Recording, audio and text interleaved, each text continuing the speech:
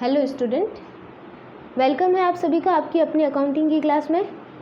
आज के इस वीडियो लेक्चर में हम डिस्कस करेंगे रेजिडेंशियल स्टेटस ऑफ एचयूएफ कि एचयूएफ का रेजिडेंशियल स्टेटस हम किस तरीके से पता कर सकते हैं। ठीक है, एचयूएफ का मतलब होता है हिंदू अनडिवाइडेड फैमिली, जिसके बारे में हमने प्रीवियस वीडियो लेक्चर में डिस्कस किया था। ठीक है, तो देखिए, अगर हम एचयूएफ का असेसमेंट करना चाह रहे हैं, एचयूएफ का कर निर्धारण करना चाह रहे हैं, तो हमें उसके रेजिडेंशियल स्टेटस को पहले पता करना होगा। ठीक है, तो वही चीज़ पता करने के लिए कि एचयूएफ इंडिया के अंदर रेजिडेंट है या नॉन रेजिडेंट है, ये बात पता करने के लिए हमें कुछ रूल्स का सहारा लेना पड़ेगा।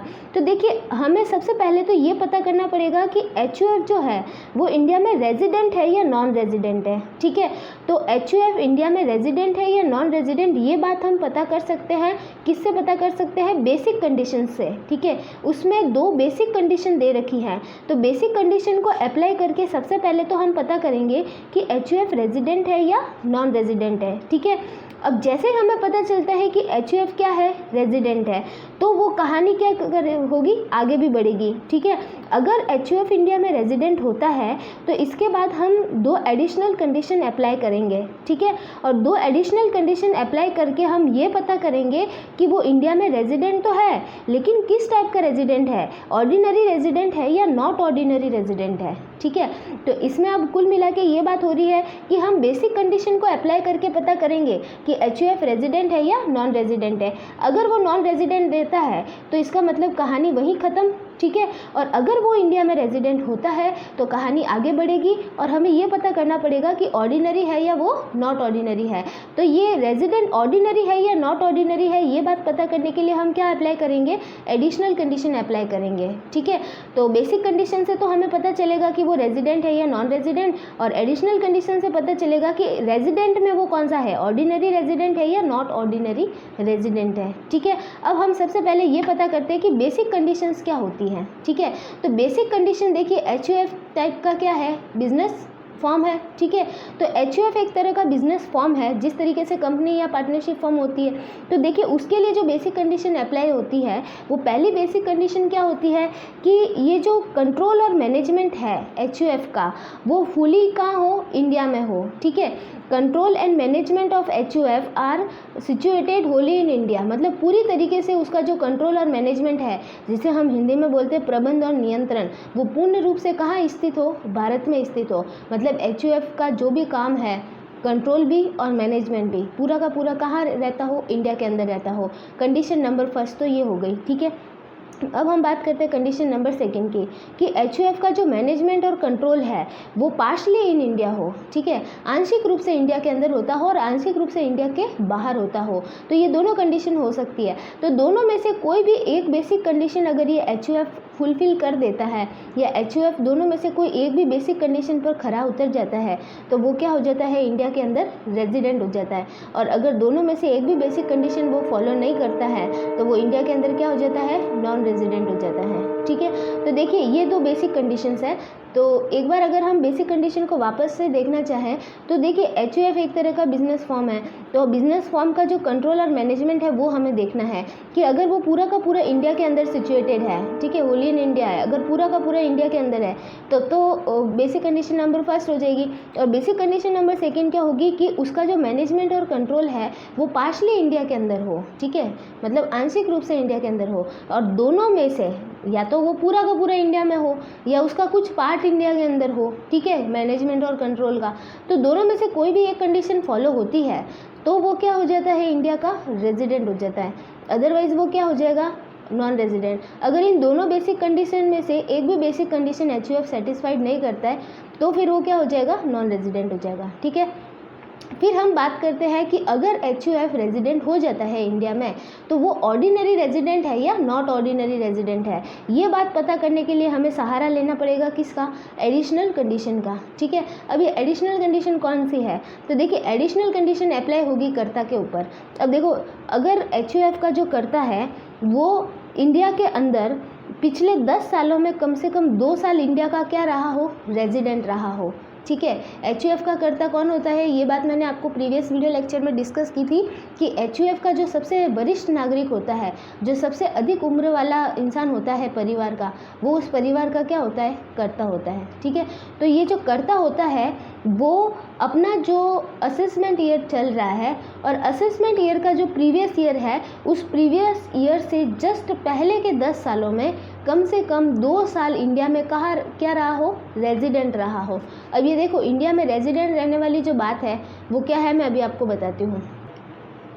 अब देखिए, बात ये है कि हमारा जैसे अभी की अगर हम बात करें तो अभी हमारा जो असेसमेंट ईयर है, ठीक है, अभी हमारा असेसमेंट ईयर कौन सा चल रहा है, 2021-22, ठीक है, 2021-22 हमारा क्या है, असेसमेंट ईयर है। और इसका जो प्रीवियस ईयर है वो कौन सा हो गया होगा, 2020-21, ठीक है। तो 2020-21 से पहले के जो 10 साल है, देखिए यहाँ पे मैंने क्लियरली लिखा है, the karta of HUF is resident of India for at least 2 years out of the just preceding 10 years, ठीक है, out of the just preceding 10 years from the previous year, ठीक है। हमारा जो प्रीवियस ईयर है उससे जस्ट पहले के 10 सालों में HUF का कर्ता जो है वो भारत में क्या रहा हो, रेजिडेंट रहा हो, मतलब निवासी रहा हो, ठीक है। अब भारत में निवासी रहने का मतलब क्या है कि 2 साल ऐसे हो जिसमें वो एटलीस्ट 182 डेज रहा हो, ठीक है। आप जब ये जो इंडिविजुअल होते हैं उनकी हम रेजिडेंशियल स्टेटस पता करते हैं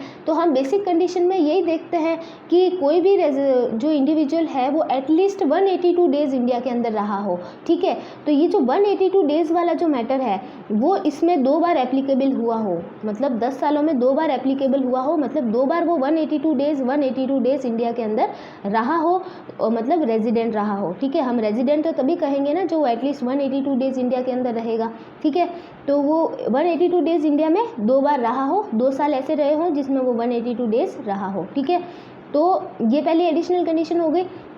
अब सेकेंड की अगर हम बात करें तो the karta of HUF is in India for 730 days और more days out of the just preceding 7 years. अब इसमें भी यही बात है कि हमारे जो प्रीवियस ईयर है, हमारे प्रीवियस ईयर से जस्ट पहले के जो 7 साल है, ठीक है, हमारे प्रीवियस ईयर से जस्ट पहले के 7 सालों में वो जो कर्ता है वो कम से कम कितने दिन इंडिया में रहा हो, 730 दिन रहा हो, ठीक है।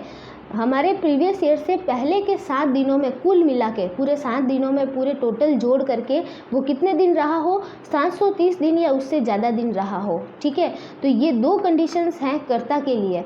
तो कर्ता अगर इन दोनों एडिशनल कंडीशन में से कोई एक एडिशनल कंडीशन फॉलो करता है, तब दोनों कंडीशन फॉलो करता है तब तो वो ऑर्डिनरी रेजिडेंट, और दोनों में से कोई एक ही फॉलो करता है तब वो क्या हो जाएगा, नॉट ऑर्डिनरी रेजिडेंट, ठीक है। ये अभी हम पूरा देखते हैं आगे। देखिए, अभी हम पूरा डिस्कस करते हैं कि अगर if HUF satisfied both and at least one of the basic condition is called resident. अगर हमारा HUF जो हमारी बेसिक कंडीशन है वो दोनों बेसिक कंडीशन या दोनों में से कोई एक बेसिक कंडीशन फॉलो करता है या सेटिस्फाई करता है तो वो इंडिया का क्या हो जाता है, रेजिडेंट हो जाता है। और अगर HUF दोनों में से कोई भी बेसिक कंडीशन सेटिस्फाई नहीं करता है या दोनों में से कोई भी बेसिक कंडीशन को पूरा नहीं करता है तो वो इंडिया में क्या हो जाता है, नॉन रेजिडेंट हो जाता है, ठीक है। अब बात करते हैं हम आगे कि अगर वो रेजिडेंट हो जाता है तो वो कौन सा रेजिडेंट है, ऑर्डिनरी है या नॉट ऑर्डिनरी है। तो देखिए, if HUF satisfy both additional condition, अगर HUF दोनों एडिशनल कंडीशन को फॉलो करता है, ठीक है, दोनों अतिरिक्त शर्तों को पूरा करता है तो वो इंडिया में क्या हो जाता है, साधारण निवासी हो जाता है, जिसे हम कहते हैं ऑर्डिनरी रेजिडेंट, ठीक है। फिर हम बात करते हैं कि अगर HUF दोनों में से कोई एक या दोनों ही शर्तें पूरी नहीं करता हो, दोनों ही अतिरिक्त शर्तें पूरी नहीं करता हो या दोनों में से कोई एक शर्त पूरी नहीं करता हो। देखिए, if HUF not satisfy one at least one additional condition and both additional condition, ठीक है। अगर वो एक भी एडिशनल कंडीशन या दोनों एडिशनल कंडीशन को फॉलो नहीं करता है तो इसका मतलब ये है कि वो क्या है, इंडिया के अंदर नॉन ऑर्डिनरी रेजिडेंट है, ठीक है। मैटर देखिए क्लियर हो रहा है। एक बार मैं आपको वापस एक बार समझा देती हूँ। जैसे ये हमारा क्या है, HUF है, ठीक है। इस HUF को इंडिया के अंदर क्या होना है, या तो वो रेजिडेंट होना है, ठीक है, या फिर वो इंडिया के अंदर क्या होना है, नॉट रेजिडेंट होना है, ठीक है। नॉट रेजिडेंट जिसे हम क्या कहते हैं, NRI बोलते हैं, ठीक है। तो नॉट रेजिडेंट होना है। ये बात डिपेंड करेगी किस पे, 2 बेसिक कंडीशन पे, ठीक है, 2 बेसिक कंडीशन पे है, तो दोनों बेसिक कंडीशन अप्लाई करते हैं हम, और दोनों में से अगर वो एक भी सेटिस्फाई कर देता है तो वो इंडिया में क्या हो जाता है, रेजिडेंट। और अगर दोनों ही बेसिक कंडीशन वो अगर सेटिस्फाई नहीं करता है तो वो इंडिया में क्या होता है, नॉन रेजिडेंट। ठीक है, ये बात क्लियर हो रही है। फिर अगर वो रेजिडेंट होता है तो आगे भी हमें कहानी चलानी है, और फिर हमें पता करना है कि वो ऑर्डिनरी है या नॉट ऑर्डिनरी रेजिडेंट है। ठीक है, तो ये बात पता करने के लिए हमें अप्लाई करनी पड़ेगी क्या, एडिशनल कंडीशन, और एडिशनल कंडीशन भी 2 है। ठीक है, अगर दोनों एडिशनल कंडीशन एप्लीकेबल होती है HUF पे तो वो क्या होगा, ऑर्डिनरी रेजिडेंट। और अगर दोनों एडिशनल कंडीशन एप्लीकेबल नहीं होती है या दोनों में से कोई एक एप्लीकेबल नहीं होती है तो वो इंडिया में क्या हो जाएगा, नॉट ऑर्डिनरी रेजिडेंट। ठीक है, तो ये बात है, रेजिडेंशियल स्टेटस है HUF का। इस तरीके से हम रेजिडेंशियल स्टेटस पता करते हैं HUF का। अब देखिए हम आगे तो हमें पूरा असेसमेंट करना है HUF का, तो आगे का जो भी टॉपिक रहेगा वो हम नेक्स्ट वीडियो लेक्चर के अंदर डिस्कस करेंगे। इस वीडियो लेक्चर में हमने सिर्फ उसका रेजिडेंशियल स्टेटस डिस्कस किया है कि किस तरीके से हम उसका रेजिडेंशियल स्टेटस क्लियर कर सकते हैं। ठीक है, तो इसके लिए अब आपको क्या करना है कि हमें दोनों बेसिक कंडीशन पता होनी चाहिए और दोनों एडिशनल कंडीशन पता होनी चाहिए। ठीक है, अगर दोनों बेसिक कंडीशन में से कोई एक भी बेसिक कंडीशन अगर वो सेटिस्फाई करता है तो वो रेजिडेंट, और दोनों में से कोई एक भी नहीं करता है तो वो नॉट रेजिडेंट, और फिर वो रेजिडेंट हो जाता है तो वो ऑर्डिनरी है या नॉट ऑर्डिनरी है, ये पता करने के लिए हम क्या करते हैं, एडिशनल कंडीशन अप्लाई करते हैं। अब एडिशनल कंडीशन दोनों की दोनों सेटिस्फाई कर रहा है तब तो ऑर्डिनरी, और दोनों में से कोई एक या दोनों ही नहीं कर रहा है, ठीक है, दोनों में से कोई एक नहीं कर रहा है या दोनों ही नहीं कर रहा है तो फिर क्या हो जाएगा, नॉट ऑर्डिनरी रेजिडेंट। ठीक है, तो ये आपका पूरा मैटर है HUF का रेजिडेंशियल स्टेटस पता करने के लिए। ऐसे ही हम उसका भी करते हैं, इंडिविजुअल का भी करते हैं। ठीक है, तो इंडिविजुअल का जो हम सबसे पहले ही हम उसमें पता कर लेते हैं कि किस तरीके से होता है, और ये है आपके HUF का। अब बाकी का जो टॉपिक है वो हम नेक्स्ट वीडियो लेक्चर के अंदर डिस्कस करेंगे। Okay, thank you so much.